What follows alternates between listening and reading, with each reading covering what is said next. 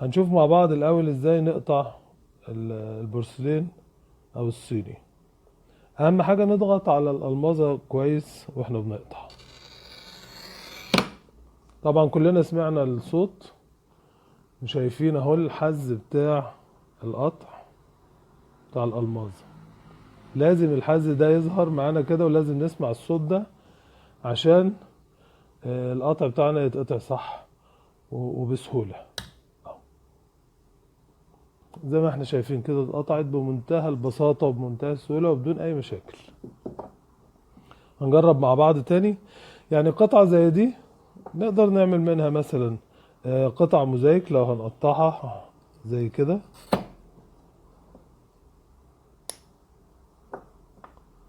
هنجرب في كذا حتة عشان كل الناس تبقى شافت معانا. بمنتهى السهولة بنقطع بايدينا عادي جدا زي البسكويت. احنا اللي يهمنا طبعا في الفيديو بتاعنا النهاردة الاجزاء اللي هنعمل منها الاكسسوار. زي ما احنا شايفين الطباعة بتبقى على حروف الاطباق. معظم الاطباق هتلاقي الطباعة على الحروف بتاعتها زي كده وزي كده وزي طبق زي ده الطباعة كده.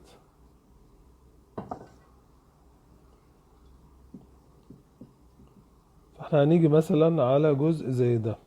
طبعا الجزء اللي فيه الكيرف ده مش هينفع نشتغل بيه، فبنيجي نقطع مثلا ناخد وردة زي كده نفصلها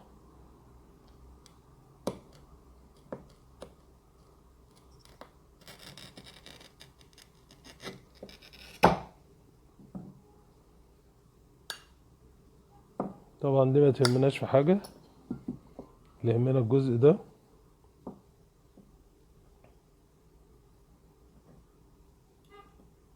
ونقطع من هنا من فوق الكيرف نفسه عشان ناخد الجزء اللي هنستعمله ده. خلاص مش عايزينه. فيجي عندنا شكل زي ده. المفروض طبعا بنحاول نعمل الشكل بمظهر يليق على مثلا سلسلة. لو هنعمل مثلا تعليقة سلسلة او حاجة نحاول نشوف الشكل بتاعنا هنقطعه ازاي ايا كان يعني.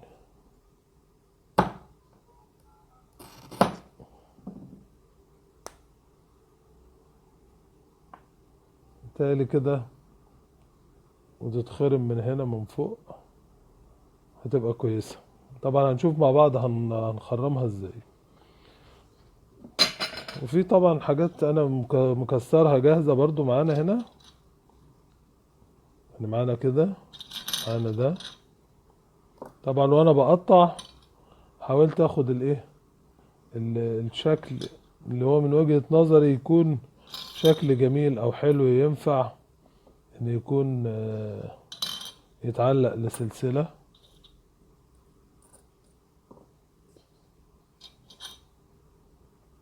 طبعا ممكن حاجات صغيرة زي كده تتعمل وتتحط على خاتم.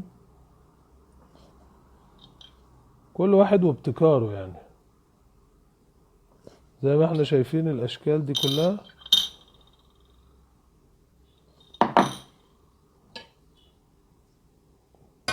المفروض ان احنا هنختار اي حاجة منهم ونشتغل عليها نخرمها ونشتغل عليها كقلب للسلسلة. هنشتغل على القطعة دي دلوقتي ان شاء الله.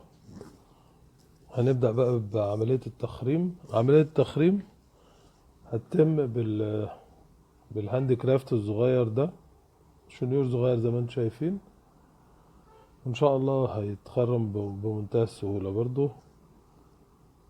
بس يكون عندنا حاجة فيها مية.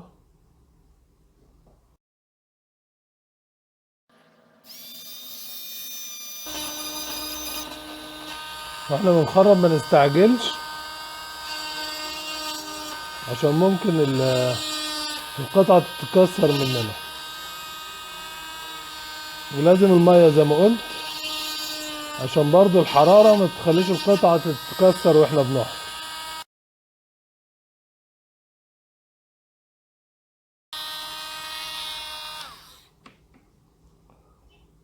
زي ما احنا شايفين كده احنا خلصنا تخريم، وكده القطعة بتاعتنا بقت جاهزة لعملية الصنفرة اللي هي آخر حاجة في الشغل. نستخدم في الصنفرة ورق الصنفرة ده بتاع الخشب العادي، بنجيبه من عند أي موان. برضو بنستخدم معاه المية. المية بتسهل عملية الصنفرة وعملية التخريم، وتخليها تتم بسرعة، وبتكون بشكل أفضل، ما يحصلش تكسير للحروف. يعني ممكن من غير المية الحروف دي تتكسر أو يحصل فيها دغدغة. طبعا كده الحروف دي بتموت كلها وبتنعم. بنعمل كل الحروف دي.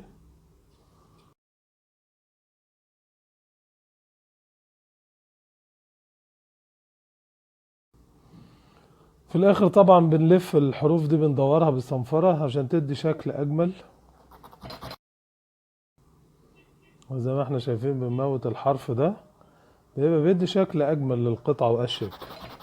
كده خلاص خلصنا، وبقت القطعة بتاعتنا جاهزة انها نركب لها السلسلة اللي هتتعلق بيها، او الجلد، او الخيط الحرير، ايا كان حسب رغبة كل واحد.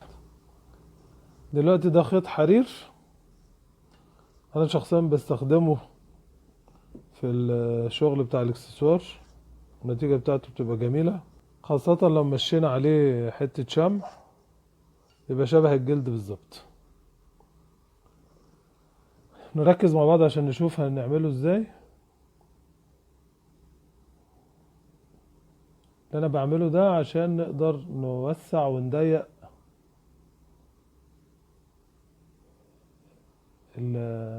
الخيط نفسه. اه دي كده بتتحرك كده بسهولة. التانية برضه هنعملها نفس الشيء. موضوع سهل، مفيهوش حاجة صعبة زي ما احنا شايفين اهو. عايزين نضيقها او نقلل الطول، بنعمل كده خلاص صغرت. لو عايزين نطولها بنشد كده بتطول. الموضوع ده هينفع اي حد بيشتغل في الاكسسوار بشكل عام يعني. وهنيجي هنا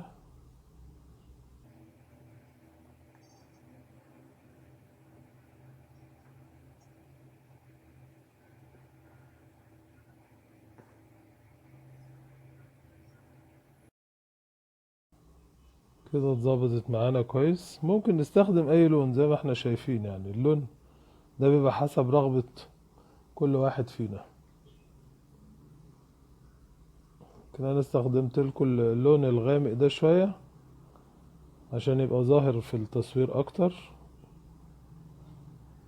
كده قصرنا خيط الحرير بتاعنا، وزي ما احنا شايفين مع بعض القطع بعد ما بتتقطع وبتتصنفر وبنشتغل عليها زي ما شفنا مع بعضنا، خلاص يعني مفيش حد يتخيل ان ده كان طبق واتكسر.